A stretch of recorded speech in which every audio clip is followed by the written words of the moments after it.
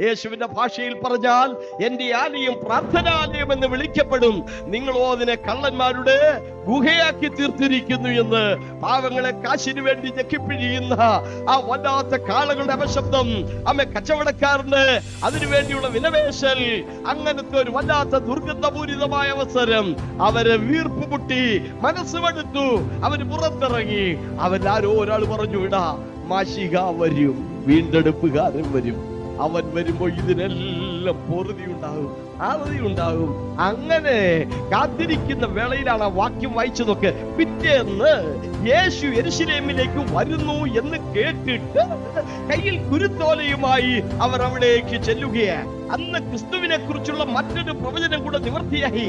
മലാക്കി പ്രവചനം 3:1, നിങ്ങൾ അന്വേഷിക്കുന്ന കർത്താവ്, നിങ്ങൾ ഇഷ്ടപ്പെടുന്ന നിയമദൂതനായവൻ പെട്ടെന്ന് തന്റെ മന്ദിരത്തിലേക്ക് വരും. മന്ദിരം അവന്റേതാ. അതുകൊണ്ടാണ് യേശു പറഞ്ഞത്, എന്റെ ആലയം, കണ്ടോ, എന്റെ ആലയം, മന്ദിരം അവന്റേതാ.